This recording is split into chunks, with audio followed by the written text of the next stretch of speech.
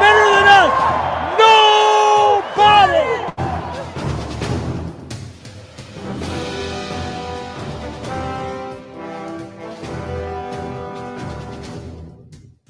I want to focus on the things that have made us good all year long, an intensity that they can't match. And the other thing is the ultimate disrespect is when somebody takes what's yours. And this is our game, so that makes it so personal. Dominate on three. 1, 2, 3, dominate. I need 60 minutes. 60 minutes to me. 60 minutes. No business, no mercy. Nothing but stop bubble. You got me. We're going to ring the bell. We're going to ring that championship bell. Ding, motherfucking dog!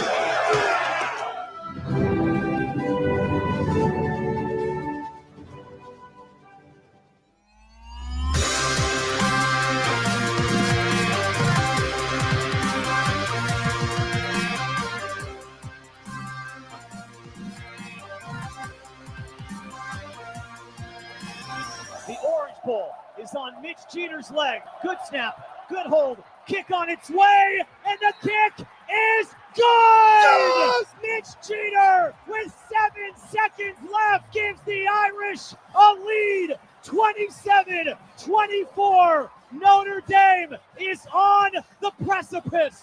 Notre Dame has won the Orange Bowl. 3rd and 16. Mahomes roll it out. Looking, firing, intercepted. Picked up by Cooper DeJean. Gets a block. DeJean is in. Touchdown.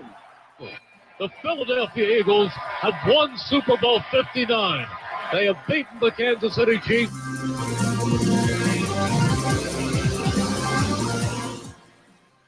And now, welcome everyone to the Huddle Up Podcast. You are looking live.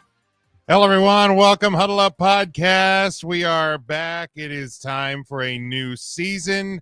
We have made it through the summer, the spring and summer, and we are back. We are glad to be with you. Hope you are following along with us live on podcasts, on YouTube, wherever you are with us.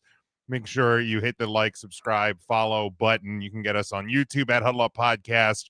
We are on Facebook, Blue Sky, TikTok at Huddle Up Podcast as well. Instagram is at Huddle Up Podcast Inc.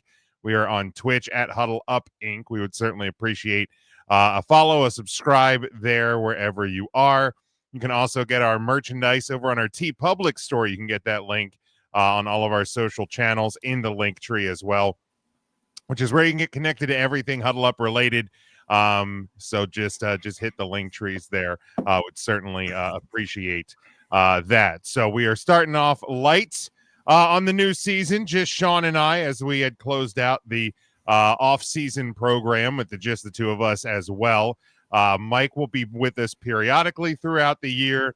EJ, Kyle, Matt, they'll be filling in from time to time as well. So it's going to be a little bit of a different look as the season starts, as Devin checks in with us. And yeah, if you are with us live, we would certainly appreciate you interacting in the comments and interact with us throughout the year on social media as well. Certainly would appreciate that. But yeah, just me and Sean, the brothers too, to start the year. Sean, how we doing tonight? Well, you know, it's football season, so can't complain now. We're officially in it, past week 0. And, you know, no, I see what's up, EJ. We'll let you know. Well, EJ's here. EJ's here. Well, I think he'll climb in. If the soundboard's going to cooperate, I think we have something. Oh, nice. EJ here. Nice. Well, that's great. But anyway, good to be here. Nice cooler day today. Rain day and cold, but so EJ with us firing there he is. From the word go. Business as usual for EJ. Oh, EJ locked in with us, whether he's with us. As coherent as ever. Way to go, EJ. That's the most intelligible thing he has said in years on this program. Actually. Long time. well, I don't get rain day and cold, but I agree. That might be my favorite Lou Holtz clip of all It's time. really good. Wow. It's really good. But yeah, follow along with this. We do have a college football show Now, Sean, I don't want to correct you too many times, but there's no such thing as week 0 with the Huddle Up podcast. It is week 1A. We are moving towards week 1B because there is no such thing as week 0. If there's a week 0, you're not actually playing games. So I don't know what this thing they pretend to wield out every year, but let's jump in though. Each year as we get into the college football slate, there's always some changes, whether it's rule changes, team changes, conference changes. The thing we've learned, especially over the past couple of years, is everything changes in college football from year to year. So we want to highlight a couple of those things. I'm not going to get super crazy with it, but want to highlight some things. 2 schools are playing their first FBS season in 2025, Delaware and Missouri State joining FBS. Delaware coming from the Coastal Athletic Association, and Missouri State from the Missouri Valley Conference. They are both in Conference USA. One formerly independent school, UMass, rejoined the Mid-American Conference in 2025. So for everybody mad at Notre Dame for no longer being independent, or for continuing to be independent, there's still hope because teams are moving from independence to conferences. But I wouldn't hold your breath on Notre Dame, especially in light of some of the new things with the SEC moving to a 9-game schedule. Actually helps Notre Dame's independence, much to yes, it does. Some chagrin to some folks. This year will be the last for 8 FBS teams in their current conferences. Boise State, Colorado State, Fresno State, San Diego State, and Utah State will be playing their last year in the Mountain West. They'll be moving to the Pac-12 next year. Texas State will be moving from the Sun Belt to the Pac-12 next year. And then Northern Illinois, there's that pesky team again, will be moving from the MAC this year to Mountain West next year. UTEP will be spending their last year in Conference USA. They'll be moving to the Mountain West in 2026. And just a couple of rule changes. I'm sure the TV networks will remind you of these things every time that they come up in gameplay. But starting with the third overtime period, teams will only be permitted 1 timeout to use until the game is concluded. Previously, teams were allowed a timeout for each overtime period, which included those 2-point attempts. I love this rule because as we saw a few times last year when you got into the third plus overtimes and you're moving to just 2-point conversion attempts, teams started using timeouts, and it made a long situation much longer. So glad to see this one implemented. If you're just running 2-point conversion plays, I don't think you really need to have So all they did was eliminate the timeouts. Yeah.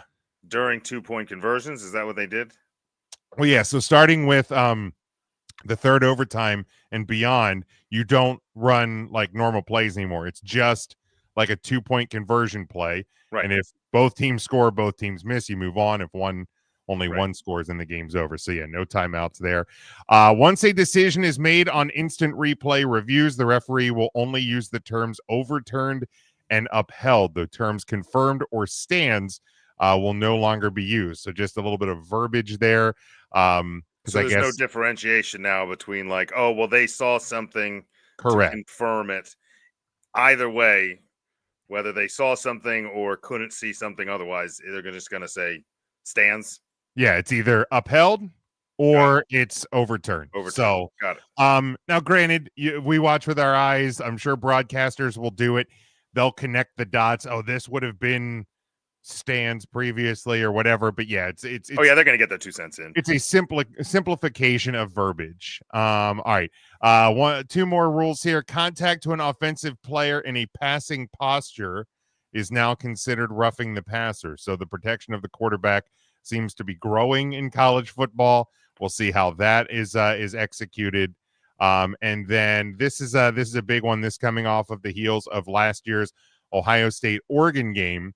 After the 2-minute timeout, which is in, of course, the second and fourth quarters, teams called for having 12 or more players participating in a down will be penalized 5 yards, and the offense would have the option to reset the game clock to the time at the start of the play. If the 12th or more players It is. If the 12th or more players were running off the field and had no influence on the play, the yardage penalty would apply, but no clock reset would be available. Because remember, there was 12 men on the field for Ohio State, if memory serves, and it impacted the end of that game. So that one, probably not going to see it utilized too much, but when it does, the broadcasting teams will be on top of letting us know about Or it. they won't, and it'll make for good TV.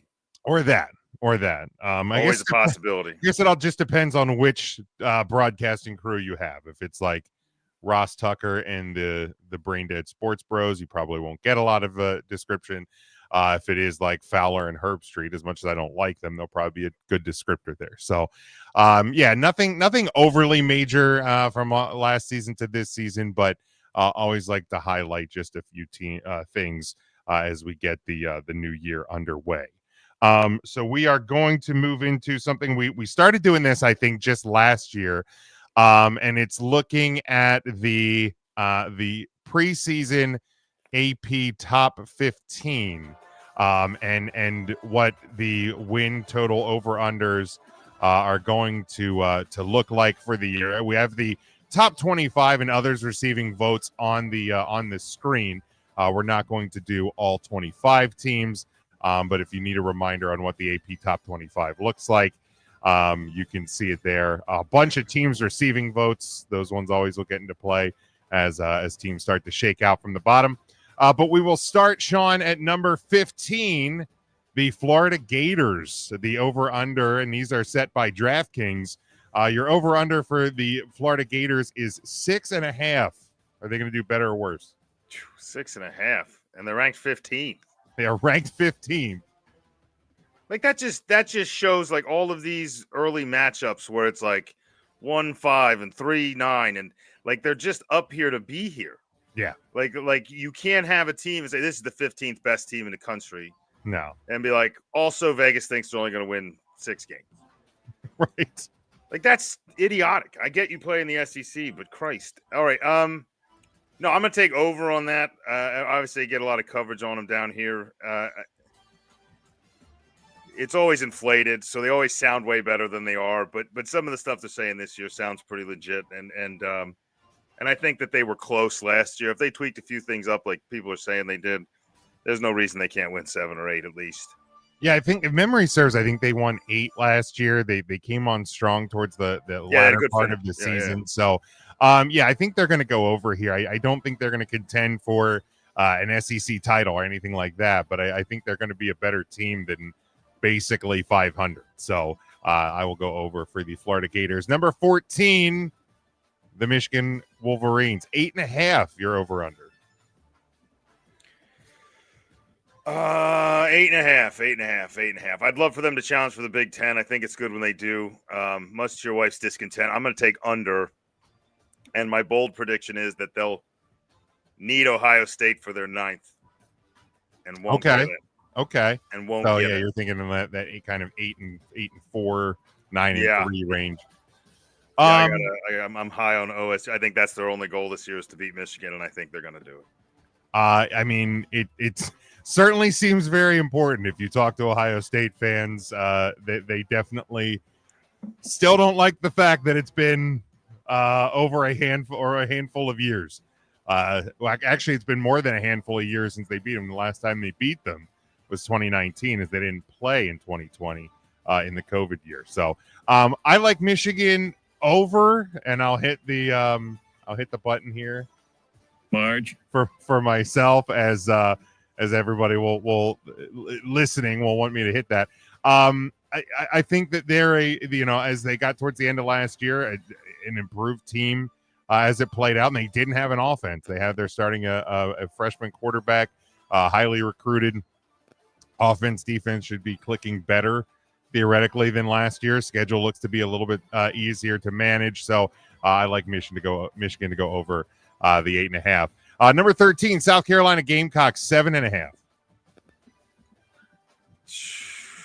Man, it's a very fair number. This is the first one I've liked. Because I also don't think they're the 13th best team in the country. Give me 8 wins. Give me over. I will take a slight under. I think they overachieved at times last year. I'm a little worried about the schedule. I'm worried that like they're just going to crumble under some. Yeah, I think that's what it is. I think they overachieved last year. Going to be hard to live up to that. I think what I can't think of his first name, but Frank Beamer's son is doing there in South Carolina. It is improving that program, but there's going to be some growing pains. So I'm going to take them a slight under on that. Number 12, Illinois, another year under Brett Bielema. They are at 7.5 as well. Under. Man, now I haven't looked at the schedule, but Brett Bielema had that team playing competitively by the end of last year. I'm going to pull up the schedule real quick at a glance, because if they have one of the softer, Big Ten schedules, I feel like they're gonna be able to win. All right, if you get to look at a schedule, then go ahead and see if there's any challenging games. So in terms of preseason ranked, they play number 20 Indiana and number 3 Ohio State. The rest are unranked Big Ten teams. They're out of conference schedules: Western Illinois, Duke, and Western Michigan. I'm taking over on Illinois. That sounds weaker than I thought it was going to be. Fine, I'll go with you. I'll go over. Yeah, I feel like Illinois this year is going to be Indiana. I don't think it's going to be like what they were trying to run last year, but I'll take over on that number. Yeah, I think they're going to be similar to Indiana from last year, even though like we've kind of seen them. Yeah, that's kind of that feels right. Number 11, Arizona State, 8.5. Yeesh. Gosh, there's really nobody out there for them to play. Yeah, give me the over on that. I think they're going to push for a playoff spot again. Like, I mean, they're going to probably win that conference. More on that later. And yeah, go ahead, give me the over on that. I'll take them. Man, this is the battle of like, this is the loss of Cam Scattaboo.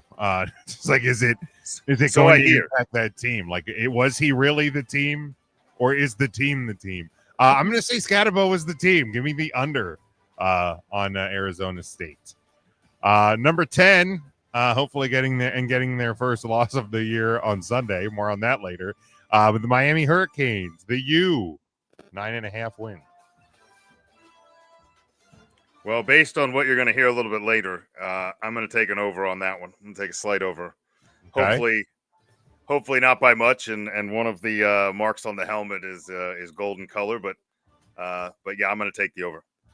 Yeah, I mean, I think they're going to learn from some of the mistakes of last year. They're going to be one of the better teams in the ACC. Take that for what it is. But I will take an over on Miami. Number 9, the man we know, and love, the LSU Tigers, 8.5 wins. 8.5. The trouble is, I'm going to take over here because I have them sneaking in. But like, the more I think about this conference, the more I think this is very unlikely to happen. Yeah, give me over. He's family. Let's let him have it. Family. I mean, there's one guy that hopes they hit the over, because if they don't go over 8.5, he's going to be looking for a new job. Family. Let's be fair about that. Year 4, if you don't get into the playoff again this year, second year of the 12 team. Well, and he's had a lot of slow starts too. Like a lot of just like LSU has not won an opener since, I think they've lost 6 straight openers. Now, some of those obviously predate Brian Kelly, but 6 straight openers. I don't think they've won an opener since Joe Burrow's national title season, by the way. I mean, I don't remember him winning one. No. So now all of that said, and I hope he loses week 1, it's gonna start getting loud real quick. Start the bus. It's gonna get loud real quick, but Family. Brian, I'll give you the over. They'll get the 9 at least. More on that in a little bit. Number 8, Alabama, 9.5 wins. Alabama. Oof. Who Who's got it better than us? It's just tough. Like, okay, they have to play a handful of these teams. I assume they will play Texas this year. Let's see who they play. Because it's going to be close. They're either going to be 9 or 10. They open at Florida State. Win. That's a win. Florida State Seminole Vesicles. That's them. Then UL, Monroe, and Wisconsin. Then they get into the SEC slate. They play Georgia, Tennessee, South Carolina, LSU, and Oklahoma in a row. I don't even need to hear the rest. Under. All right, you're going under. I didn't count it.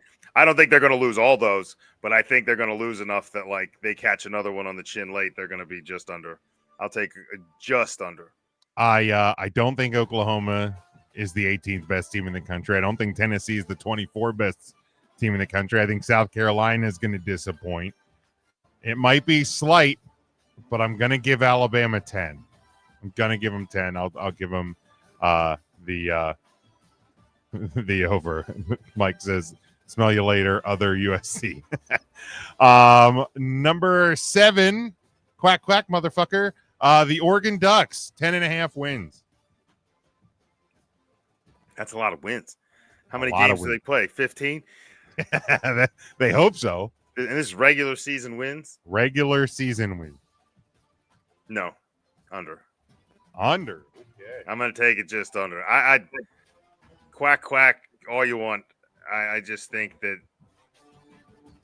there's just a lot of mediocre teams that are going to pretend they're great for.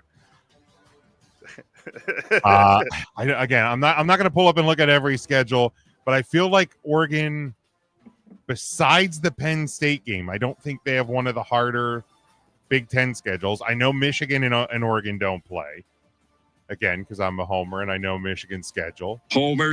Or do they play Oregon? Actually, I don't know. That's a good question. I haven't learned my Michigan schedule this year. I'll go 10. I mean, it's 11 wins. No, I'm going to go slight under. I think they might go 10-2, but they're going to go slight. They're going to go slight. Devin says over. Devin's confident. Quack, quack, motherfucker. If they get 11 wins, they're probably in the top 4 in the playoffs. Probably. Because that means they've beaten likely Penn State and maybe Ohio State. Again, I haven't looked at their schedule, but that's the level of research you get on Huddle Up Podcast, folks. All right, number 6. Homer. Notre Dame Fighting Irish, 10.5 wins. 10.5. Okay, these are all big numbers. I guess we're up at the top. Basically, what this number is asking is, do we win both of our first 2 games or not? If we're being honest about it. And I say yes, over. Yeah, don't look at what happened in week 2 last year. No. Please, that's last year. It's the Over. past. We don't talk about Bruno.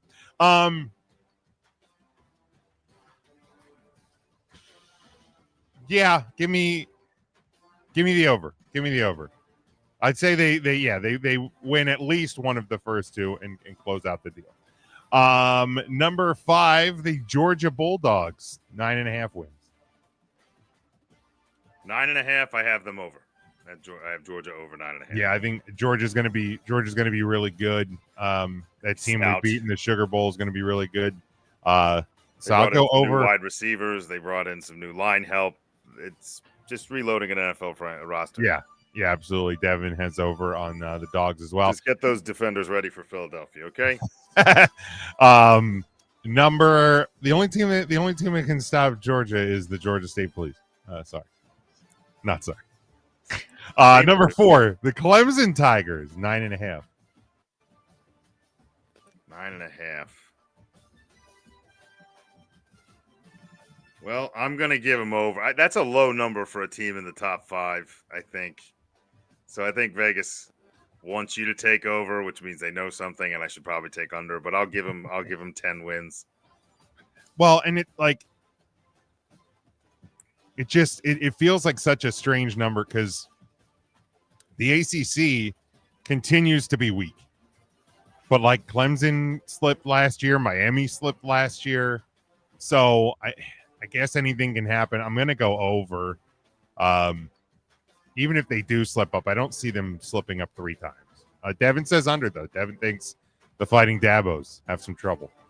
Number 3, the defending gross national champions, the Ohio State Buckeyes, 10.5. Over. I hate it. I'm not happy about it. They're on the other side, where to hit 11, they're going to need Michigan, and they're going to get it. Yeah.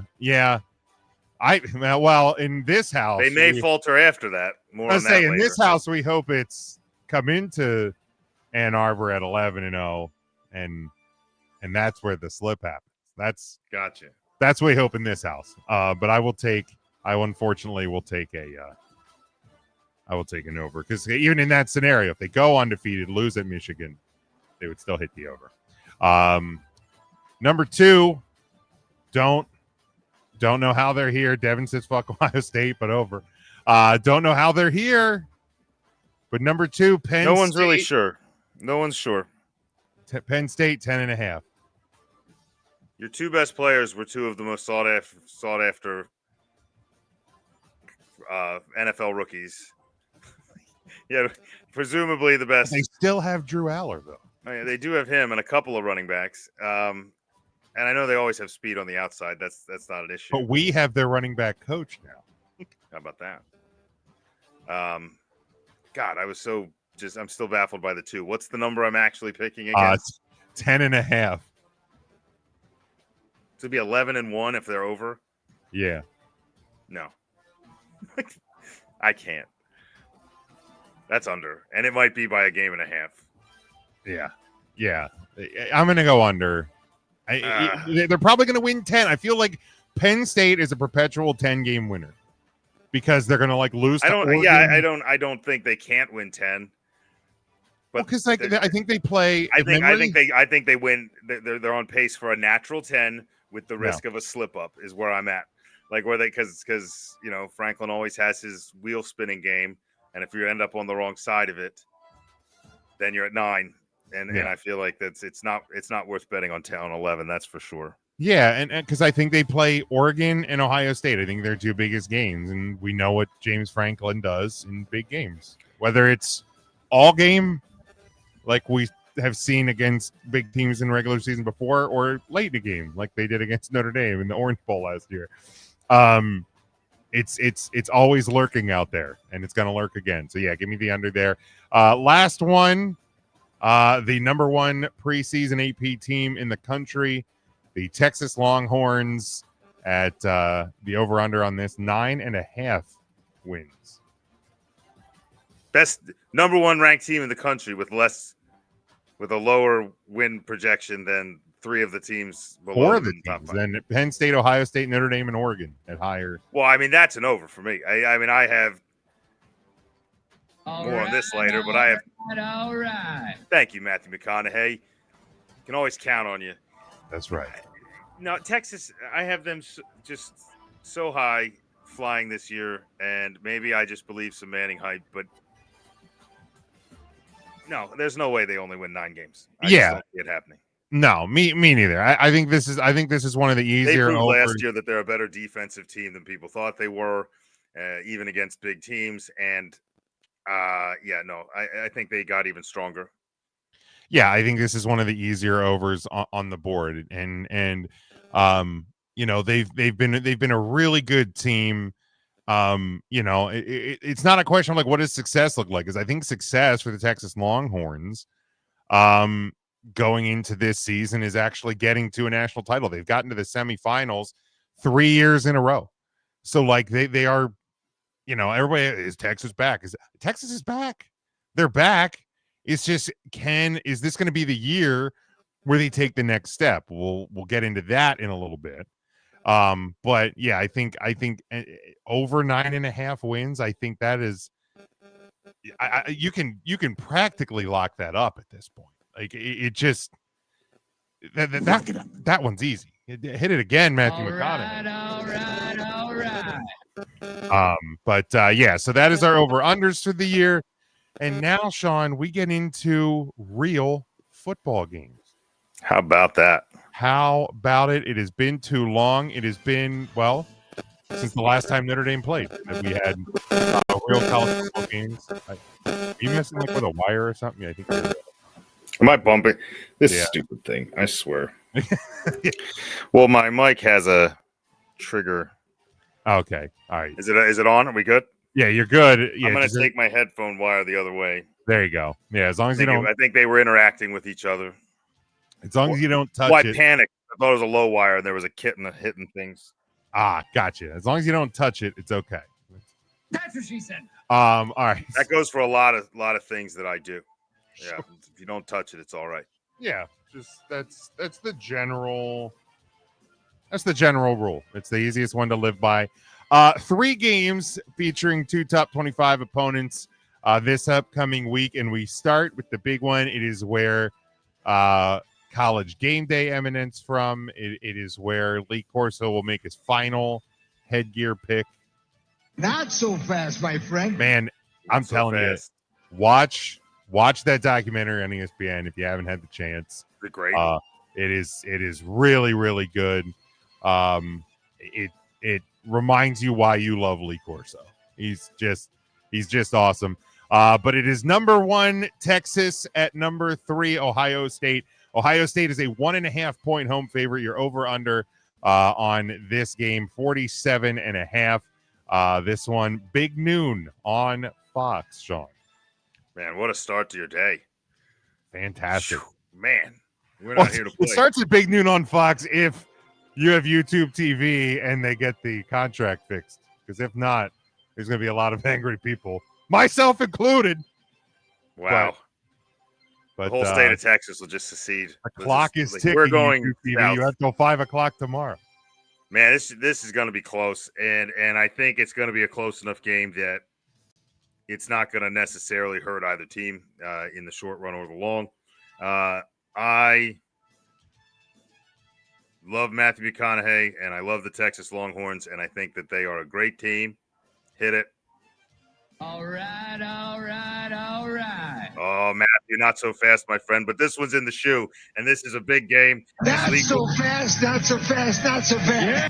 Thanks, Lee. Go ahead and put that Buckeye head on because I think Ohio State takes this one in a close game in a shootout. I'm going to take the over because I think there's going to be a ton of points despite both teams being very good defensive teams. I think all bets are off on the offensive side of the ball. Trickery, nonsense, and the officials are probably going to be off to a slow start, so feel free to play as much hand checking as you want on the outside. Give me Ohio State in a close one and a lot of points. Yeah, I think the over, if you're a betting man, is the safest play in this football game. We saw a lot of points scored when these teams met in the semifinals last year. We're going to see a lot of points scored in week 1. Weather up in this area looks to be spectacular through the weekend, so shouldn't have any problems slowing the teams down. And yeah, the real question is, what version of either team are we getting? Texas has been consistent until you get to some of these games. They competed a hell of a lot better against Ohio State than a lot of people, myself included, gave them credit for when we were going into the semifinals last year. Now Ohio State starting a brand new quarterback. Texas has Arch coming in. So there's a lot at play here. But I think coming off the national title, at least as of right now, maybe by the time we get to Thanksgiving weekend, things will change. But at least as of right now, people in Columbus love Ryan Day. So I don't think there's that pressure that's been on him the last couple of years. So I think Ohio State does win. I think they do cover that 1.5 by a little bit. But it's gonna be one of the best games probably of the year, and we're kicking it off right away opening weekend. Jordan here in the comments says, I have Julian ultimately has more weapons to help him bail out. I do like home field advantage with both quarterbacks making their start. So, yeah, I think Ohio State does have that little bit of an edge. I think home field is going to play into it as well. So, yeah, I'm going to go, unfortunately, Buckeyes here as well. All right, next one. We go to Saturday night, 7:30 Eastern time on ABC. It is that team, that guy we were talking about a little bit ago. Family. The LSU Tigers, ranked 9th in the country. They travel to number 4 Clemson. who is a 4-point home favorite. Your over-under on this one, 57.5. Oh, man. At that 57.5 number, a part of me is like, what's the weather going to be like in Clemson? I mean, like, if it's a rainy day, under. If it's not, over. It's a tough one, too, because I hate to say words like I like Clemson, but Clemson, I mean, this might be one of the better teams Dabo's had since Deshaun Watson or Trevor Lawrence. So Saturday night, partly cloudy, low around 64. So, all right. So as of right now, weather looks okay. All right. Yeah, I mean, obviously, with LSU having the stumbling blocks they've had, and with Clemson being so strong and being at home, it's going to be real easy to take Clemson here, but not so fast, my friend. Let's go ahead and give Brian Kelly. Let's get so fast, my friends. Thank you, Lee. Let's get the monkey off Brian Kelly's back. Let's get the opening day win. Not only does it shake up the family, not only does it shake up the top 10, but I think it also starts spurning a little LSU Heisman talk for the young QB. And Cocaine is a hell of a drug. It can be. Thanks, EJ. Anyway, we're gonna go ahead. We're gonna take Kelly. We're gonna take the LSU Tigers, and we're gonna have them off to a hot start and get that. Look at that! Don't call us in this house, Brian Kelly haters. Don't do it. Of course, I'm picking them over Clemson, so it's not really. Well, that's true. It's just which team do we hate more? Yeah, I'll take Kelly in this one. Man, yeah, it's this. You're right. This is probably one of the best teams Dabo has had at Clemson, at least in a long time. This is probably one of the best teams that Brian Kelly's had at LSU, arguably ever. Because again, remember, it's easy to go win a national title in the SEC, right, Brian? But that's what they say. That's what he said. But yeah, I don't. This isn't hate. This is just reality. And I think Jordan here in the comments, I'm going to give him one of these. This guy gets it. Until Brian Kelly proves he can win a season opener at LSU, give me Clemson. It's not going to hurt LSU, at least probably from a ranking standpoint, unless you get blown out. It's not going to hurt them from a ranking standpoint. The noise is going to start if you lose an opener again. We're going to see if Brian can punch a table again like he did last year. But I think it's a little bit of that reality like the Ohio State game. I think home field's going to play into it. They're calling for an orange out, so it's going to be loud. It's going to be raucous. And yeah. By the way, orange out sounds stupid. It does. It's a words weird together. Orange out. Orange out. It's like it's like when your orangeade goes bad. It's like a kindergarten class. Snack time, kids. Get your orange out. That's what it sounds like. It's dumb.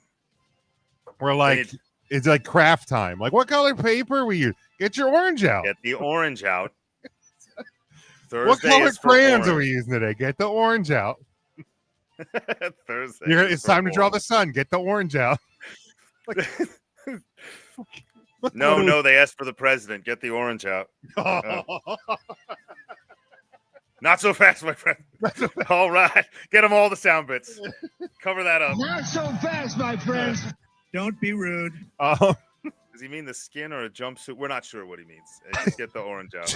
Jordan says it'll look like the prison section in The Longest Yard. That's good. That's real good. That is real good. Solid. Yeah, give me Clemson. You know what? To prove I'm not a big time hater, I will take LSU to cover the 4, but Clemson gets that slight victory. I think the over is at play here. We've seen this in big time games, SEC, ACC teams, that there's going to be a lot of offense going on. So yeah, give me the over. And then the last one for this week, Sean, Sunday night football starts a week early for us. Nice. 7:30 Eastern time on ABC. It's the number 6 Notre Dame Fighting Irish. They're a 2.5-point road favorite at number 10 Miami. You're over under on this one, 49.5. I do know there's chance of shocking August in Florida, chance of rain. So Yeah, I mean it's the tropics, kids. So use that what you will. But chance of some rain Sunday night in South Beach. Yeah, no major surprise there. The good news for at least one of the teams in the game is that rain or shine, one of the best running backs in the country will be featured in this game. And, I don't know. All you need is love if it rains. So go ahead and just push him all day. Take some pressure off. Use the big boys up front. Take the pressure off the freshmen. And I'm high on Miami this year, and you're going to hear more on that in a couple minutes. But there's no not so fast, my friends, about it. Homer or not, Golden Domer or not, Notre Dame should push right through Miami, rain or shine, whether they get their orange out or not. They also could have an orange out. They could have an orange out. Ugh. I know the last time we were in Hard Rock Stadium, we got the orange out, the oranges out of the bowl because we won the Orange Bowl. We won the Orange Bowl, right? Over Penn State, in this case, anybody. So we had an orange. We out. got the orange out. We got the orange out. Sounds like you're like fighting a couple stains on the shirt. Well, did you at least get the orange out? Yeah, but the grape, the purple stayed on. The purple's still there. We but can't the do orange, the orange out. I got the orange out. We did get the orange out. Well, anyway, Notre Dame will get the orange out, possibly of the top 10. Give me the Irish. And what was the over-under? Is it 49? 49.5. I'll still take the over, rain or shine. Wow. Okay. See, I like the under. I like the under in this game because I think when you have a freshman, redshirt freshman, for whatever it is, first start on the road, loud environment. We kind of saw a similar setup last year going into Texas A&M. Control the game at the line of scrimmage, run the ball. You don't have to spread the field. You don't have to put your offense in bad situations. Keep your defense fresh to do what they're going to do. So I like the under in this one. Look, let's be honest. Let's be fair. I'm taking Notre Dame. I'm taking Notre Dame to cover. I think they win this game. But I think the biggest thing that you don't want to that you want to do is just don't make CJ Card do too much. You have this week. You're off next week before you have your home opener against Texas A&M. So for one, don't give away too much. I think you can win this game by being Notre Dame. Defense, run the ball, control the line of scrimmage. It got you to the national championship game last year. So continue to operate, do who you are. In Marcus, we trust. He's been very good in season openers the last couple of years here. So I am definitely taking Notre Dame. You can hit the homer on me as well. Let's see. Jordan here in the comments. I don't trust Miami's defense, regardless how good Carr will be. ND has the line and running backs to move the ball with ease. Yeah, there it is. And we're going to see Carson Beck, new team there in Miami, and coming off of that surgery, his first competitive action. So there's going to be a little bit of getting up to speed on his part. So I do think a lot of signs point in Notre Dame's favor. I do think it'll be a close game. I don't think don't get me wrong. Would love to see a blowout. Nothing would make my holiday weekend better than if I can just relax and have a nice, calm evening watching Notre Dame light up the scoreboard. But I don't think that's going to be the case. I don't think it's going to be a blowout. But I do think we walk away with the victory. So get us started 1-0, get Miami started 0-1, and that is where we leave week number 1 in college football. Of course, we'll have week 2 predictions next week along with our NFL preview. So if you're along with us live, again, interact with the comments. Would certainly appreciate that as Jordan, Devin, Mike, and others are doing in the comments. Certainly do appreciate y'all supporting us. And so you do not miss an episode each and every week here on the show as we go through the season. So now, Sean, the only thing really left to do is to look in the crystal ball. And let's start looking, even though we're here at the end of August, let's start looking towards the end of this season and what that will look like. And we are going to run through, for starters, the conferences in college football. So we're doing the Power 4, Big 10, ACC, SEC, Big 12 for our conference champions. Now, I do have Mike and EJ's picks. EJ sent them in via voicemail earlier today. Well, I don't get the rain man. Is that a lot? Is that an actual broadcast of the voicemail? Yeah, I might have to put these through Google Translate because I'm not exactly sure what he meant there. But nonetheless, we do have his picks. So for the Big Ten, Mike has Ohio State. EJ has Ohio State. I have Ohio State as well. I'm sure that's a disappointment to some, but I just think that they are going to build on what they did last year. Hopefully there's at least one loss on that schedule Thanksgiving weekend, but yeah, I think the Buckeyes are going to roll here in the Big Ten. Yeah, I mean, I looked at it and I think while there's a lot of talk of Penn State and while Oregon may have an easy schedule and be flying high and quack in there with Mike and the boys, I just don't see, especially if Ohio State comes out of the gate. I know it doesn't necessarily affect the Big Ten, whether they win or lose to Texas, but I think that sets them up real pretty if they come out of there with a win. And like I said, whether they stumble at one or not, they're going to go into a game against Michigan where, I think that's the goal this year. I think if you get past it, you make the playoff, which presumably you're going to. I think some of the pressure's off once you're in the playoff. If you don't get the chip again this year, you still have one, right? Right. You got one. For Day especially, not the school necessarily. Obviously, they'd love to win another one, but for Day, it's not a must win in the playoff anymore. But that Michigan game, it's obviously not going to get him fired a year after a championship, but it's going to start some kindling. Right. It's one of those things where we've seen it just destroy and almost destroyed a Harbaugh. It did almost. A lot of people wanted him out.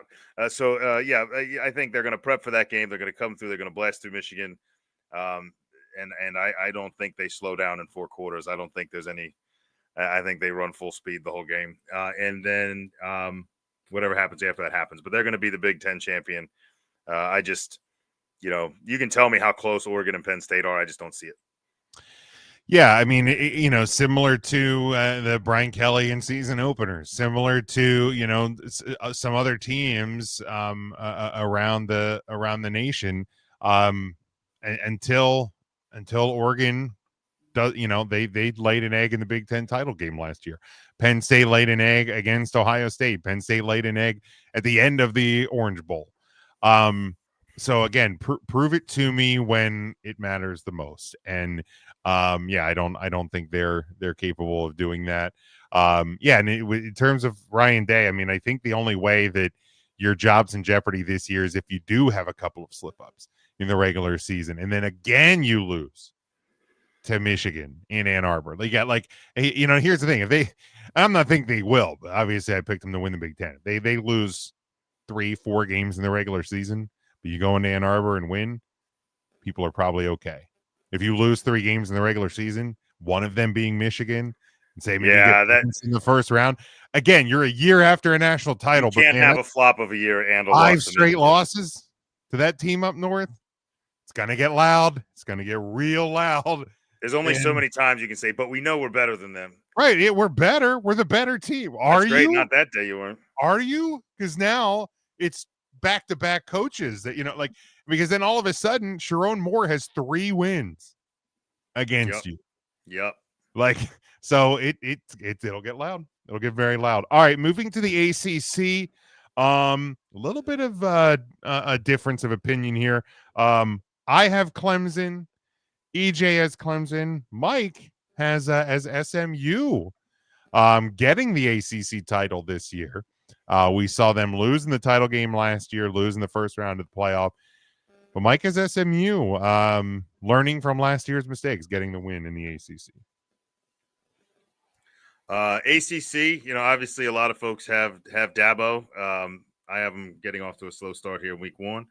But man, it's so hard in the ACC because my 2 favorite teams are just teams that I can't stand to say will win in any way, shape, or form.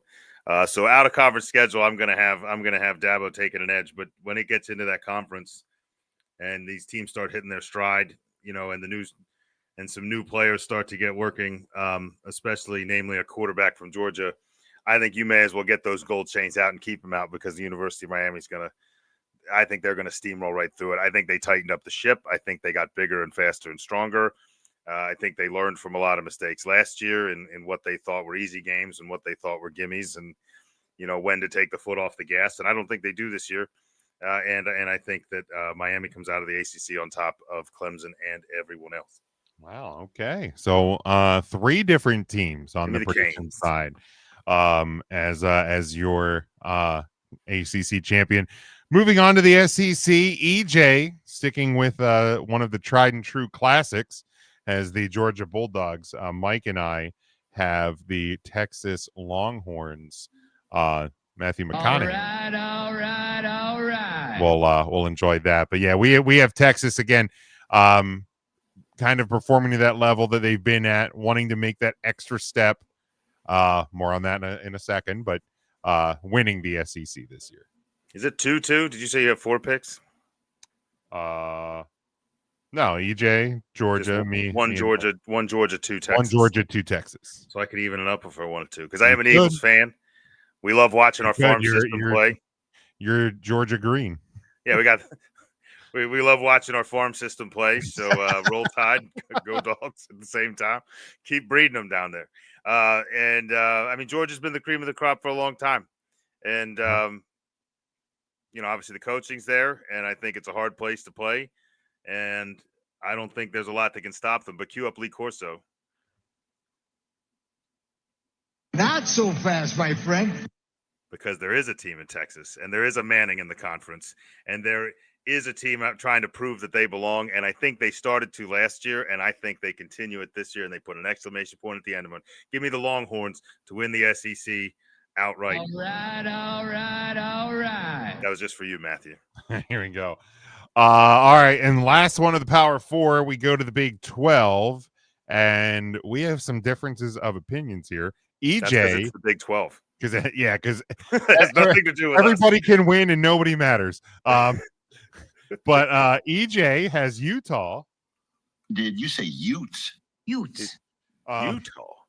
He is the Utes. He has EJ. the Utes. Mike has Arizona State on the repeater. And I have, despite a conference loss in Ireland this past Saturday. For God's sakes, and also I think you can afford a loss or 2 in this conference, James. I think you can.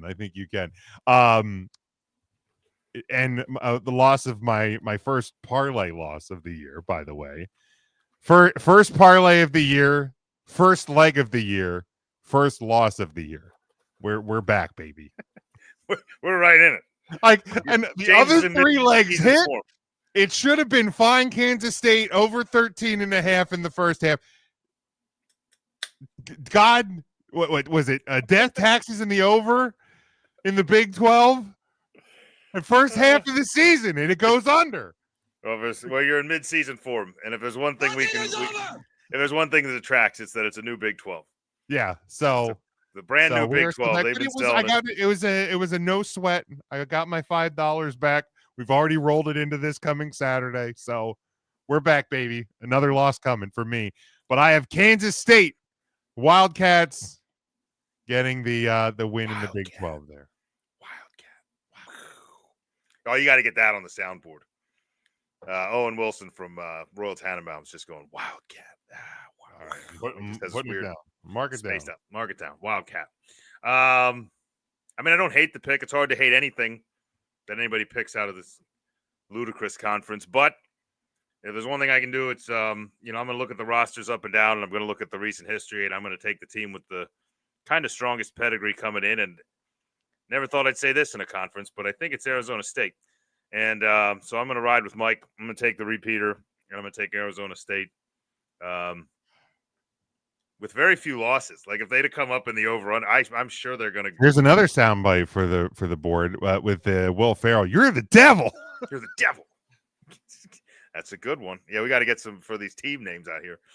Yeah, give me Arizona State. I think Sun Devils roll, and they go way over whatever Vegas thinks their win total is going to be. And what was that 8.5? So yeah, you would definitely 9 or 10, no problem. you I definitely take them I over. think they're that much better than the rest of the teams there. All right. And all right, let's go to the Heisman Trophy before we get into the college football playoffs. Your Heisman Trophy winner, EJ.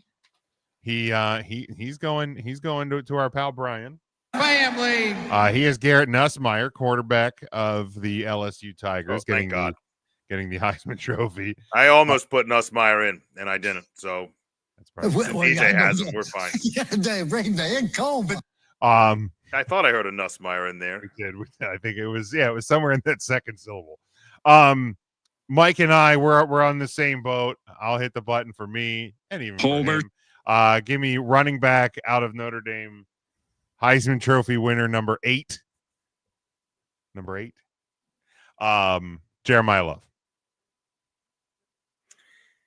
Yeah, I'm gonna skip the homer pick on this one only because that homer button's gonna go down a lot later. We're gonna hit homer a lot. Just warming it up. Warm it up. I'm gonna go. I mean, I got Texas running the SEC. I got Texas running into the college football playoff. There's a Manning in town, and there's no better media drawing name at a Heisman Trophy reading than a Manning, especially when there's a good bet he may come back and try to do it twice. Right. I think if he has the season I think Texas is going to have, it's going to mean that he's having the season that everyone thinks he's going to have. And if he does that, I think it's going to take a heck of a performance somewhere else to even steal votes from him. So I'm going to take Arch Manning, and I'm going to set up the chance to repeat if he comes back to Texas. I wonder what the odds are. He's got to be the favorite, right? I would assume. All right, let's pull it up here, courtesy of FanDuel, if I can get them loaded. Yeah, Arch Manning the favorite plus. I'm showing Manning on my list at plus 700. Klubnik from Clemson, Nussmeier from LSU are plus 900. Jeremiah Smith from Ohio State plus 1,100. Carson Beck from Miami plus 1,800, and South Carolina's Lenoris Sellers is plus 800. If Carson Beck wins the Heisman with Miami, they're probably going to win the national championship. How is Jeremiah? Dude, I might put some. Well, I think a lot of it has to do with running backs winning it. Like, it doesn't happen. That's true, because Jeremiah Love is plus 3,000. Yeah, that's worth a small shot. Yeah, that I mean, because even at $1, it's what, $300. Yeah, you gotta cover your week 2 losses. sure would. But yeah, there you go. So Arch Manning, no surprise there. Your odds on favorite. Well, I'll take the odds favorite then. So now we are going to look at the 12 teams that make the college football playoff. So last year we tried doing the 12 teams and then opening matchups and this, that, and the other, and it got very confusing. So I decided to learn from my mistakes and fix it a little bit. So we're going to look at the 12 teams. Now this year, different than last year, there's no top 4 seeding for the best 4 conference champions. It's the top 12 teams as they are ranked. Obviously, if a power or if a group of 5 conference champion, the power 4 conference champions, group of 5 best champion get in to the college football playoff, but they don't get those automatic buys in the top 4 spots. So like if say Boise State, if they run it back, they're the best group of 5 champion and they're ranked 16th in the country, they would get the 12th spot. They would bump the team who's in 12th out, or theoretically. Right, so there have to be 5 conferences represented. Correct. So yeah, the 5 conference champions still get into the playoff, but are not necessarily guaranteed any specific seeding. Right. So if any of the conference champions are lower than the 12th spot, this is actually a much easier way to present it.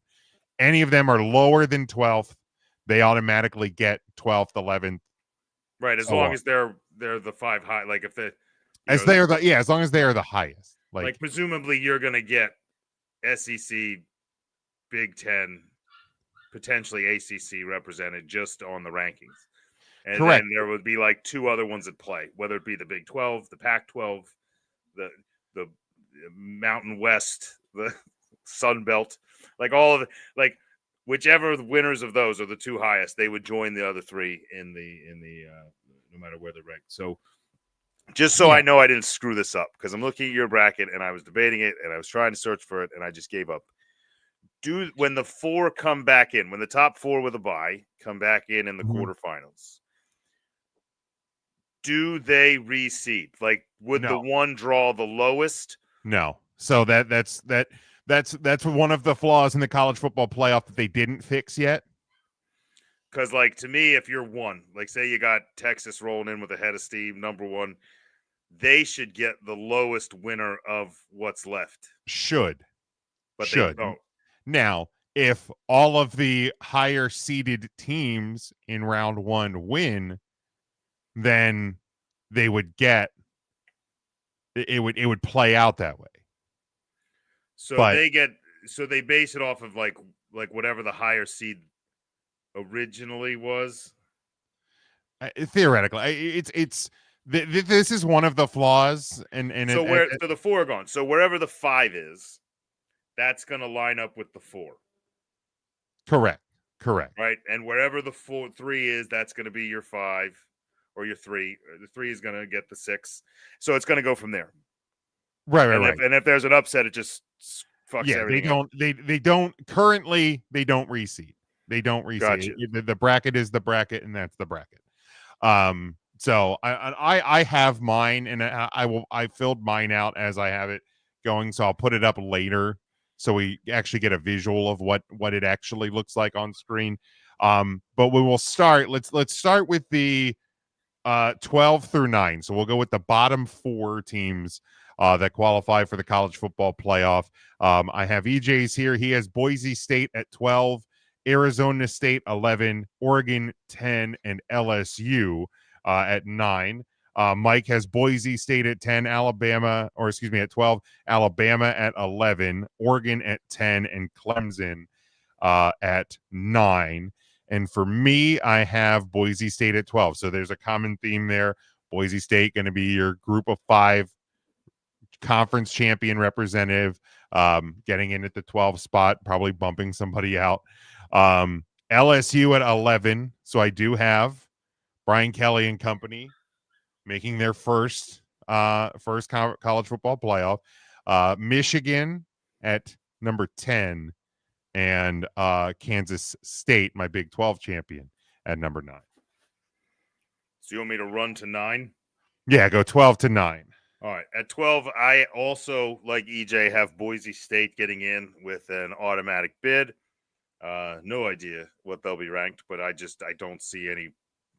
I couldn't find a Pac-12 team I liked better. So I'll go with them.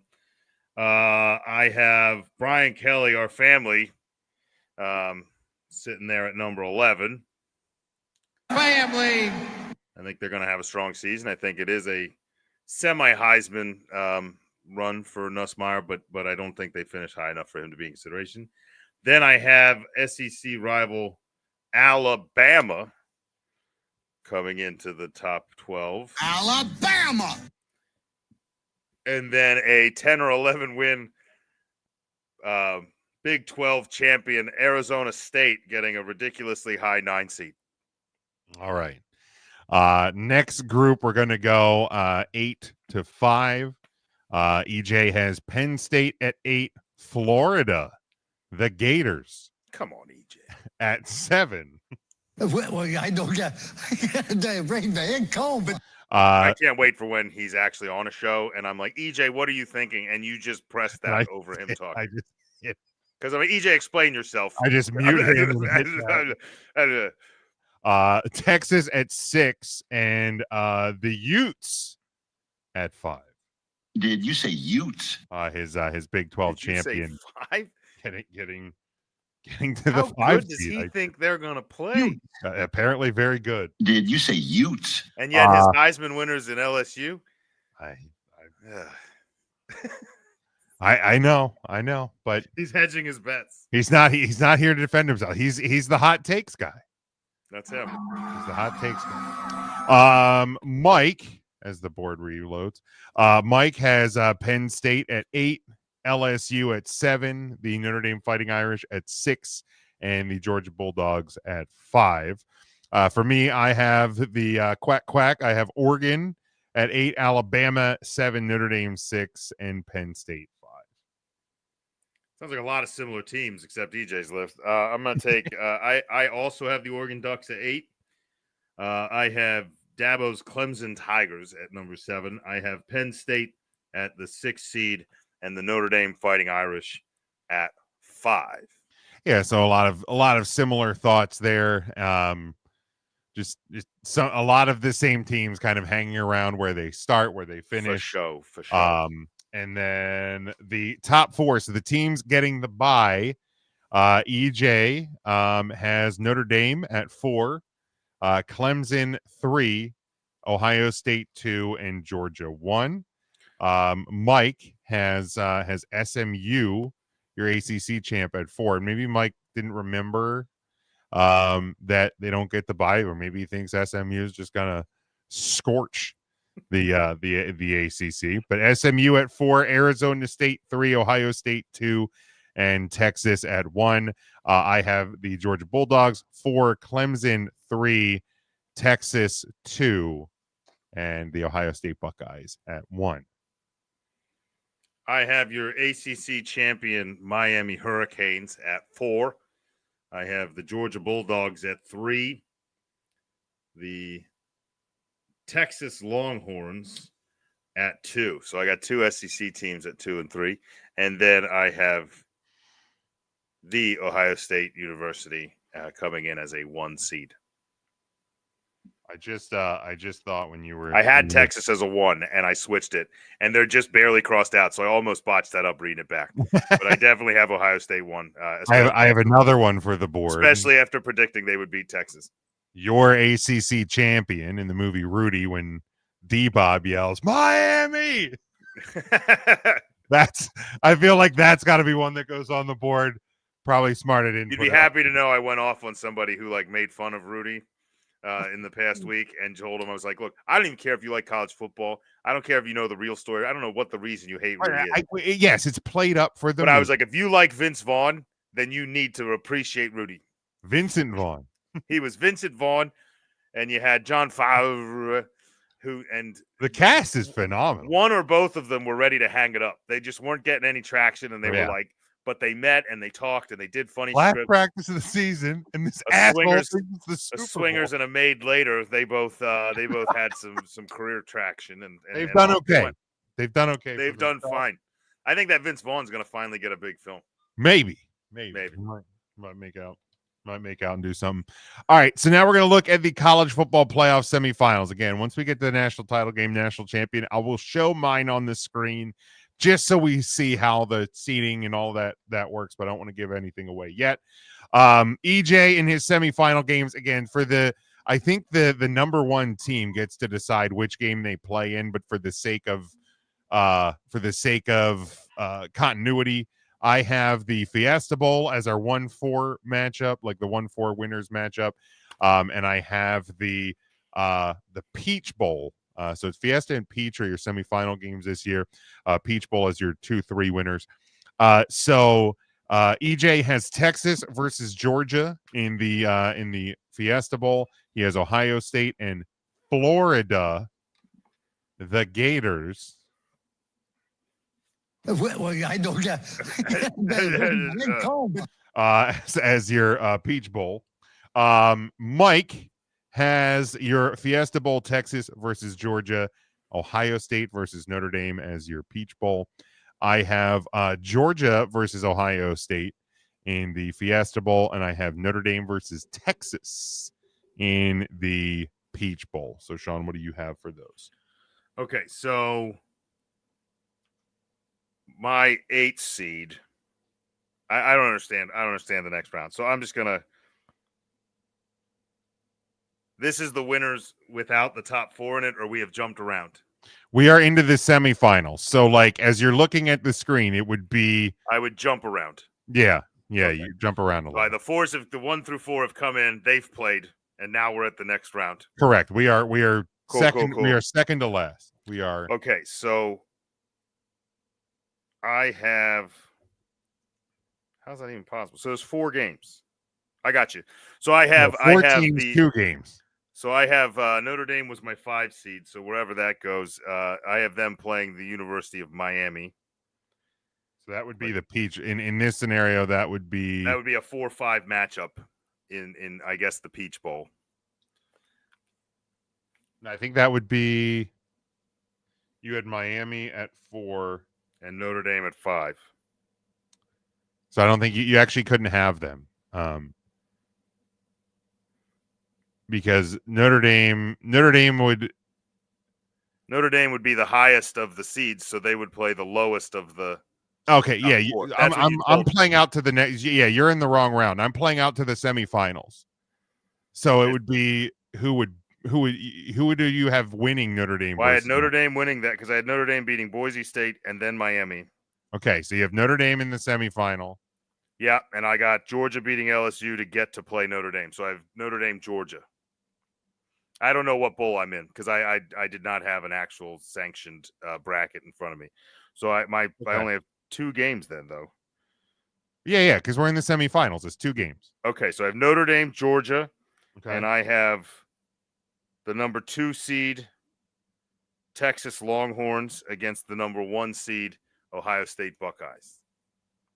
Okay, so actually, and we'll see it in a minute, but actually, based on where you have the seeding, you would have Notre Dame versus Ohio State in the 4-1, and you would have Texas, Georgia.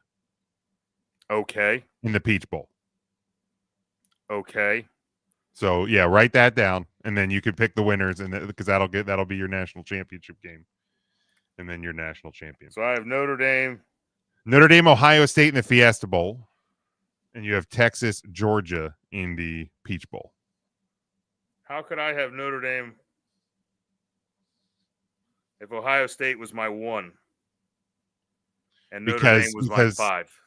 Because and you'll see it here because as the bracket sits on the screen right now, the 5-12 matchup, Notre Dame would move on to play the 4 seed and then go into the semifinal. Gotcha. Yeah. 5 would go play the 4, which I had, and then the winner would play the winner of 1 something. This is the dumbest. Yeah, them not reseeding. Well, this changes my whole final game. This is dumb. So Notre Dame, Ohio State, and I still get Texas, Ohio. Or you get Texas, Georgia. Texas, Georgia. Okay, I'll keep it the way it is then. Okay, all right. Now we go to the college football playoff national championship game.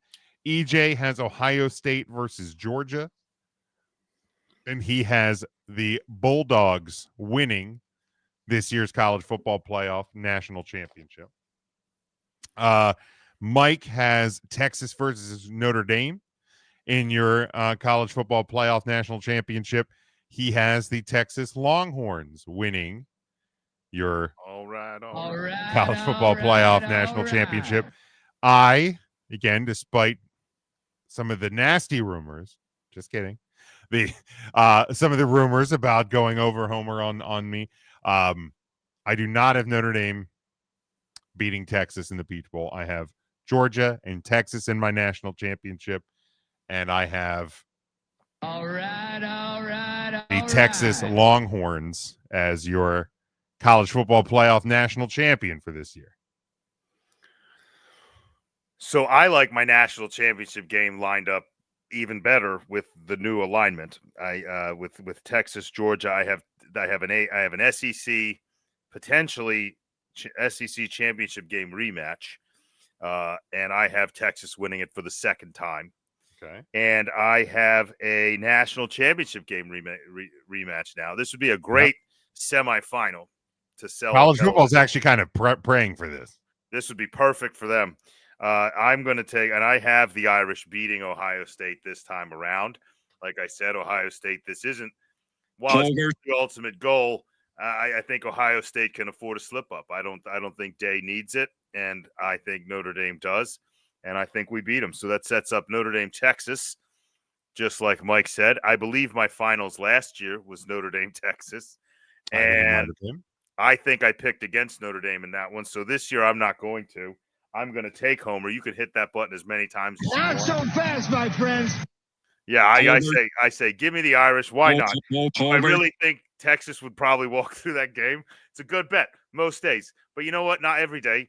And this is my time on the mic, and this is my section of the podcast. And if you don't agree with it, you can go after yourself. So Notre Dame national champions. Go Irish.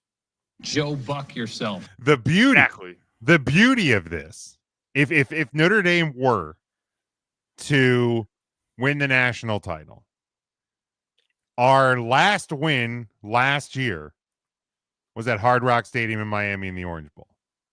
Right. Our first game, and hopefully win, this year will be in Hard Rock Stadium in Miami. And the national championship this year is at Hard Rock Stadium in Miami. So you're telling me there's a chance. You're telling me there's a chance. So you're saying buy tickets to the national title game right now. That's what I'm saying. Me.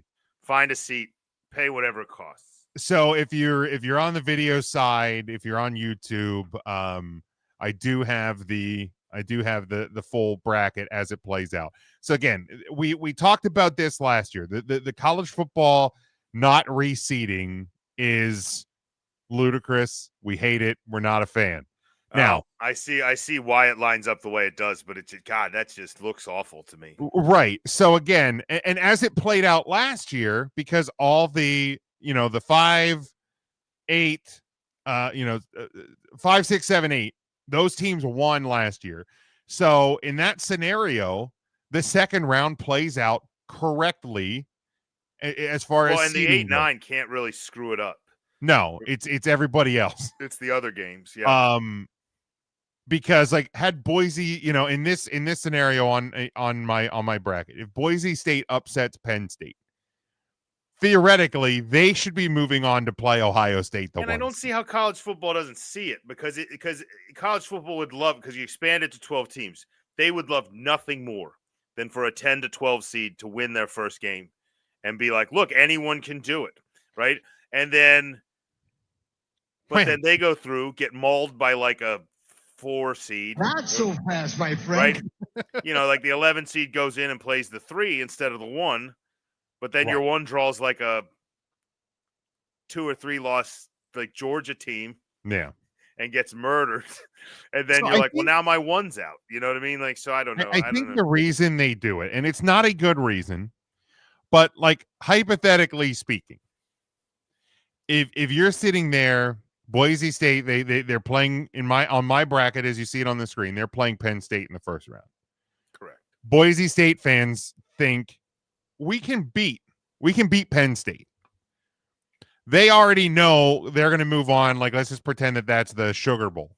Right. Boise State fans can already start buying tickets to the Sugar Bowl. Like, so they know who they'll play. They know where they would be going. Right. Right. But if they win and it's a reseed, for Boise State, it would automatically be whatever game is the one game. But those other 3 games, you could be going to the Sugar Bowl. You could be going to the your Rose 12 Bowl. seed is going to know either way. 12 teams going to know, but all the other ones aren't. But I hadn't thought about that. That's a good point. Yeah, so I think that's why they do it. I don't like the answer why, because the bottom line is anybody. And maybe I'm being stereotypical. Well, I don't think it's stupid because a lot of the fans aren't going to do that and book ahead of time. Right. The people that are, though, are the people who have money. They're going to be able to afford to pay the last minute airfares anyway. And maybe I'm naive to think that anybody willing to my team might make it, so we'll pay extra money to buy them. Like you just hold all the tickets. Yeah. And you said they're not going to not sell out. I think we will get to a point where they reseed. They already corrected from last year to this year. We just need something to mess it up. Right. Like we already corrected from last year to this year, the conference champions getting the 4 buys, because that kind of, because Penn State had an easy road to the Orange Bowl. They drew SMU and Boise State, and they shouldn't have that. They shouldn't have had that easy of the road. Like there was other teams ranked higher, should have had easier roads theoretically. So that's why they corrected that. And who knows, next year we might end up having a 14 team. So all of this, all of this chatter might be moot anyway. But yeah, you see it on the board there. You see how it plays out. Teams advance. I have It's wacky. It's weird. It might be fair or not. there's some matchups on my board that college football would love. Alabama hosting Michigan. You're right. Ohio State, K-State would be college football would love that. College football is dreaming of a Notre Dame LSU matchup in South Bend. Dreaming of that. They're also dreaming that Michigan ends up playing Notre Dame in like week 1 of the playoff. But like Notre Dame Clemson would be a fun matchup in the second round. Alabama Texas would be a fun one. So there's some fun matchups there. But yeah, I think eventually we do get to the point where you will get one pro is if my final last year / this year, if Notre Dame Texas is the final game of the college football season, the one solace I will take is if Notre Dame were to lose another one, it's still a college football team that I think winning the national title is good for college football and it hurts nobody unless you're from Oklahoma. Right. And I don't really give a shit if you're from Oklahoma. So right. I think Texas rising back to power is a great play. And it would either them or Notre Dame, like a long drought. Haven't had it in a long time. I think both would be great. Yeah, and here's the thing, and we'll get a little of Notre Dame talk here, but before we get to some of our locks for the season, there's been a lot of talks about like what among like Notre Dame circles of like what's our expectation for this year? What's the goal? What's the expectation? Like, because last year, especially after the week 2 loss against Northern Illinois, I don't think there was a Notre Dame fan in this country that thought we were going to be playing in the national championship. Like, it just felt like here. And some of that's overreacting. Like, if you felt. Sure. But I also think some of that's also unfamiliarity with how the season flows with a playoff. Like, not understanding what that loss means. Like, it's bad. Yeah. Like how long of a staircase do we have to climb? I mean, we fell 11 spots. I think we fell from 4th to 15th. Right. When we only landed at 15th, I was like, I think we're fine. Like, we're alive. It's going to be work. Because you lose to Texas A&M, or you lose to Louisville, you lose to one of the better teams on your schedule, because Louisville was ranked when we played them. You lose one of those games, you're fine. But you tumbled 15 spots or 11 spots or whatever it was, and now your margin of error is gone. You can't afford a second loss at that point. Yeah. But as long as you know that and you go in and prepare, you just take it week to week. So yeah, we saw last year that in a sport that had become what it felt like it was becoming predictable, right? Oh, we know it's going to be Alabama, Georgia, Ohio State, and then insert 4th team here that's going to lose in the semifinals. Obviously you had Michigan get to the semifinals a couple years ago, win the national title 2 years ago. So you started to see a little bit of shift at the end of the 14 playoff, but for the most part, the sport felt like it was becoming a little predictable. Last year, we saw that the 12-team playoff levels the playing field a bit. So does the NIL thing, but that's a whole separate discussion. But you saw a situation of like this team that had one of the biggest slip-ups in recent college football memory wasn't dead because of a loss in week 2. So you put the pieces back together, you get into the playoff, you beat Indiana at home. Say what you will about that game. For the first time in a long time, Notre Dame didn't lose a first-time thing. Like, how many first times, this is the first time Nebraska's come to Notre Dame since 1932. Loss. Right. This is like we've been down that road. So they get the win. Then you go against SEC champion Georgia. You win that. You go up against the Big Ten champ in Penn State. You win. So it didn't feel predictable. We got there. So when I hear Notre Dame fans like, oh, well, we have to win a title this, I don't think we do. Do I think that Notre Dame, for the first time maybe in my life, has one of the more realistic shots I've ever seen to win, maybe not this year, but within the next 3 to 5? Yeah. It feels a lot more possible now. But I think getting back to the playoff is about the bar that Notre Dame has to hit to feel like it's a successful season. If you get to the playoff, win another playoff game, maybe get a playoff bye, maybe get to the semifinals, cool. But for me, and I don't know how you feel about it, Sean, but for me, I'm not sitting here going, they have to win a national title this year. I don't think they have to. I just think it's fun, for me as a fan to have the opportunity. And by all means, I do not want to sit here and assume we're going to be in the top 12 at the end of the season. I don't want to sit here and be overconfident that we're going to be there. I just think this team is good enough to be there, and I'm going to put them in because they're my favorite team. And to be honest, like you said, if you get out of the first 2 weeks, there's really, I think that loss last year is going to help them here this year and next year. I feel like, understanding that we almost screwed that up. Mm-hmm. Fortunately, the new schedule or the new playoff format and the fact that a lot of teams play each other late in the year just kind of paved the road for you to be a middle seed. You didn't even really have to sweat it, right? Yeah. So that worked out. But you're right. I think, going into this year, things could be real nice. But if you get there and you lose in the first round, I don't think you panic. No. You're going to lose probably your best offensive player and arguably one of the best in football, in Love. But they're reloading. They're reloading at a level I don't think we've seen Notre Dame.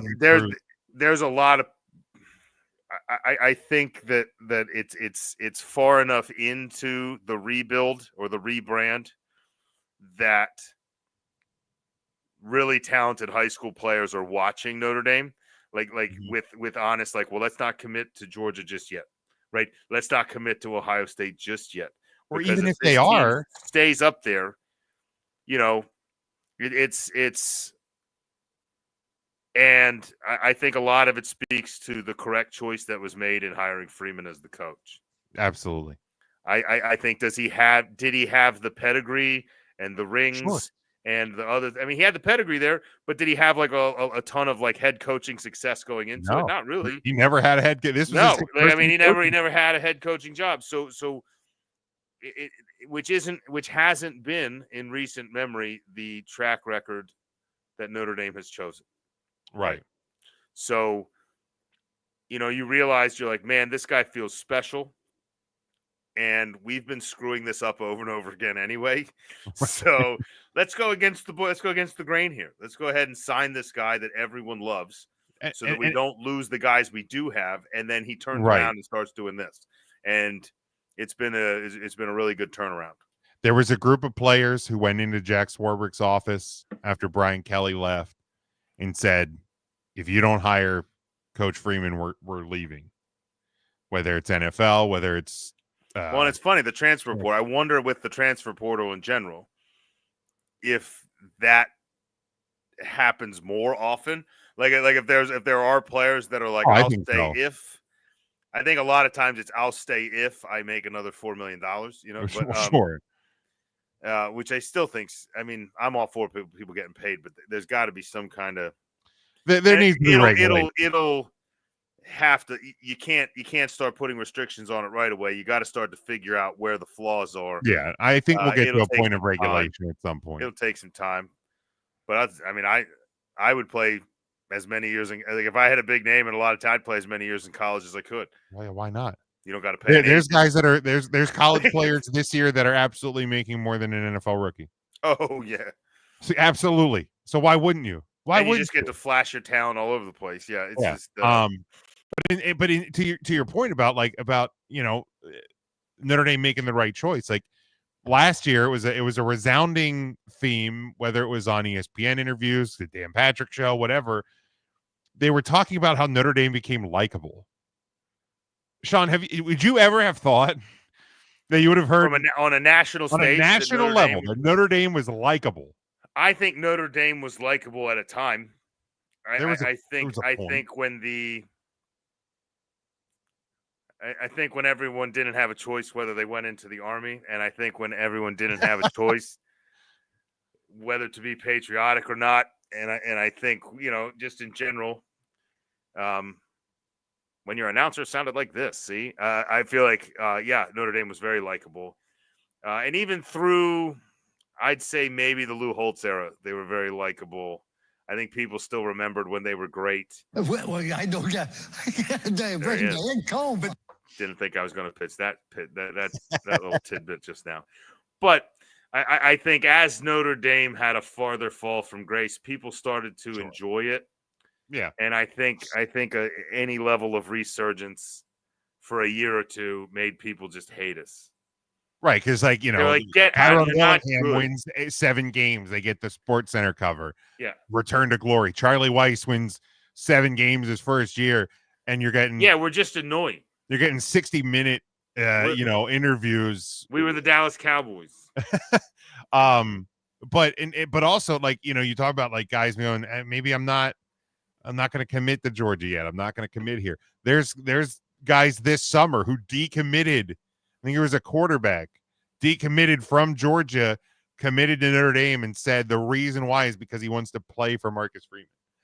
It's and I'm not saying it's completely shifted by any means. Like the SEC, there's SEC teams still hold the power, and if Texas or Georgia, wins the national title this year, they're gonna get that competitive edge back a little bit.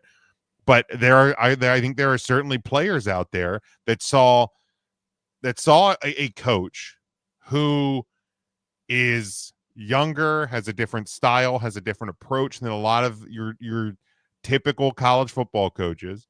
And you had one of the worst losses in recent memory. And he didn't blame his players. He didn't turn purple screaming at them on the sidelines. Nope. He in the post game that day against Northern Illinois said, I have to be better. Our coaches have to be better. This isn't over, but we have to figure out how this happened. And he just took a different approach to it. And I think it changed the course of it made Notre Dame likable. So yeah, for me, and to kind of round out, I think he's very likable. He's extremely likable. And I think he's likable from a national fan stage, but he's even more likable as a player, because I think he brings out the best in a player without needing the recognition for bringing out the best in a player. It's almost an Andy Reid style of I'm going to draw things up that are going to make you great. You're going to need to believe in it, because if you believe in it and it fails, it's my fault. You know what I mean? If you believe in what I'm laying down, you're going to look great. And if you don't, it's my fault, not yours. And I think that takes a lot for a coach to say. He also, I think it helps that he is 39 years old. He played at Ohio State. He graduated in 2008. Jim Tressel was his coach at Ohio State. How gross is that? Jesus Christ. It hurts. Fuck. He is I am a year older than Marcus Freeman, and he is so much better than me in so many ways. But Crazy. Yeah, he's 39, so he's not that far removed from playing. Right. He can relate to players. I think he relates to players and recruits in a different way than some head coaches do. So, but it's an exciting time. I think it's an exciting time to be rooting for the blue and gold. And like you said, I think as long as we just hang around and are relevant and are showing up in the last 12 games, the last 10 or 12 games of the year there, I think players are going to continue to commit. And I think at some point in the next 5 years or so, one's going to happen.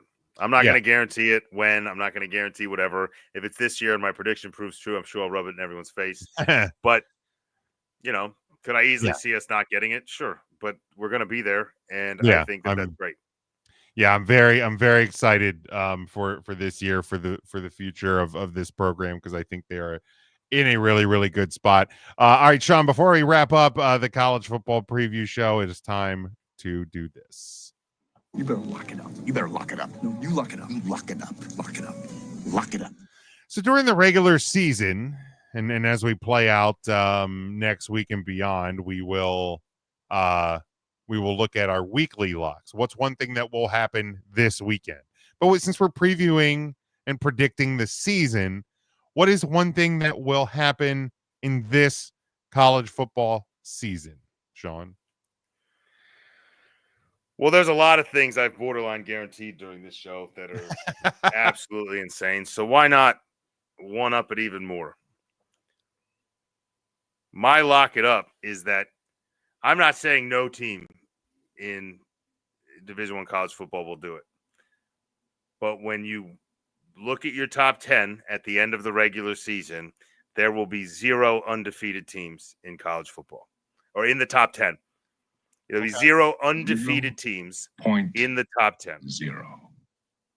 Okay. Lock it up. Lock it up. I like that. I actually like that. Mine. I wanted to say Ohio State will beat Michigan. That's my true lock it up, but I already said that. You did. You did say that. Well, then I'm going to go the opposite, because I was thinking a couple of things, because I was like, there's teams in the top 15. I'm like, 2 top 15 teams won't be in the top 15 at their regular season end. But I think that's too easy, because I don't think. Yeah, I think there's going to be more than 2. Like, I don't think Arizona State's going to be there. I don't think Illinois is going to be there. I don't think South Carolina's going to be. Florida ain't going to be there. Sorry, EJ. Jesus. But they're exorbitantly high. So. They need people down here to watch football. They're like, put someone in. The Seminoles stink. Right, exactly. Can we put the Seminoles in the top 25? No. No, absolutely not. So mine Homer. is that for the 5th year in a row on Thanksgiving weekend, the Michigan Wolverines will beat the Ohio State Buckeyes. Lock it up. Get out of here. Sean, they didn't have a quarterback last year. I understand and that. They beat them. I understand that. I don't think. I think that game's literally like, I have Ohio State. The only hope I think the rest of the Big Ten has, your other, like the Oregons and the Penn States have, is that Ohio State is so hyper focused, like a little autistic kid running around on a football field on Michigan, that they can't play anyone else. Right. They just, their talent wins a few of them, but the wild thing is, like I just don't think that's going to be the case, because every year they are locked in on Michigan. They just find ways to beat every other team, and then they get, because look at the team. Well, this was in the shoe, right? No, this one's in Ann They lost Arbor. last year in the shoe. They lost at home. The team that won the national championship hosted a 6-5 Michigan team without a quarterback. Look, I gotta find the stat line, because the stat line is it was insane. It was awful. Ridiculous in that game. Michigan's quarterback, Davis Warren, was 9 of 16 for 62 yards and 2 interceptions, and Michigan won the football game. I don't have explanations for it, but what I do know is whatever was overlooked, whatever was not executed, kind of surprising none of the coaches were executed, actually. Michigan had 234 yards of offense. Ohio State, the team that lit the national championship field on fire in the second quarter against us, only had 252 yards of offense. Well, I think that college playoff run had. I mean, to be honest, if he wanted a national championship, there was probably nothing better for him and his coaching staff than losing to Michigan, because they were like, we got to fucking run the table. Right, it's fire.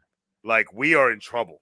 If we don't bring a trophy back to Columbus, we're not getting back into Columbus. You might not have. Our keys might not work. Like they will lock the door. We got to get. we need hardware. They will Lane Kiffin him on the tarmac. They're like, no, you're still fine. I have a trophy. They're like, keep it. Like they're going to get on the plane, and like the Ohio State president's like, hey Ryan, didn't you drop your shoe over there? And he goes, where? And like they moved the jetway. They just moved the jet. Ryan Day's just stuck on the tarmac. If they'd have lost, if they hadn't brought a trophy home, they would have never. He'd had to walk home. Yeah. He just would have stayed in the South and gotten a job as the nearest major colleges too. We already have a coach. Not anymore. Not anymore. We are now hiring at the Ohio State. All right, that's Sean. That's going to wrap us up for this week. Feels about time. We got everything in the rearview mirror now. All that's left to do is enjoy the first full weekend of college football. YouTube Sounds TV, nice, you better get that deal with Fox figured out. Sean, let them know where they can follow you. Hey, as always, you can follow me at Sean Shine State on Twitter. And I'm not sure I shared anything on there yet. I may have shared a bits and pieces. I was sharing stuff all day. I'd like to congratulate the Kelsey Swift tandem. Congrats on the engagement. Don't forget, try not to lose my ticket to the wedding in the mail. Go ahead. There you go. Our podcast supports yours. But congrats to them. Congrats to you on making it to football season. And we'll see you in a week. I saw a tweet. It said, if you would have told me 5 years ago that the guy dressed as a mummer in the Eagles would be the best man at Taylor Swift's wedding. Well, it's like I texted the guy, sent a picture. I was like, hey, Kelsey wedding. And I was like, I think I texted you guys too. I was like, I don't really know what the vows are going to be like, but that best man speech is going to be great. I also saw the picture of Travis and Jason in their Cincinnati jerseys at the University of Cincinnati. Yep. And they're like, this guy is marrying Taylor Swift, and the other guy is a 2-time Super Bowl champion and will be the best man at Taylor Swift's wedding. So there's still hope for you. It's just insane. But yeah, if anybody's got any here's any whispers on where the bachelor party's going to be, I'm willing to buy tickets to just watch it happen. Yeah, I don't need to be at the party. I don't need to be a part of it. I just want to go to the city where they're dropping that much money. No. It's have probably Vegas. So probably if you plan it near or around the wedding, go to Vegas every week before that, and you catch the Kelseys. But we'll see you all next week. We'll see y'all next week. You can catch me on Twitter and Blue Sky at Big Jim Sports. Make sure you're following the show. We are on Blue Sky, Twitter, TikTok, Facebook at Huddle Up Podcast, on YouTube at Huddle Up Podcast, and get us on Instagram at Huddle Up Podcast Inc. You can get our merchandise over on our TeePublic store. Everything connected to Huddle Up Podcast is on our link tree and all of our social medias. So please make sure you go there, click there, like, subscribe, share. Great interaction tonight. We appreciate you all supporting us. Do that throughout the season. Share the show with your friends. Certainly would appreciate it. Next week, we will talk about week 2 of college football, but we will have our full NFL season preview and predictions, as we will just be 2 days away from opening night kickoff in Philadelphia that Thursday. So come back, join us next week. Until next time, stay safe, stay smart, and as always, go for the win.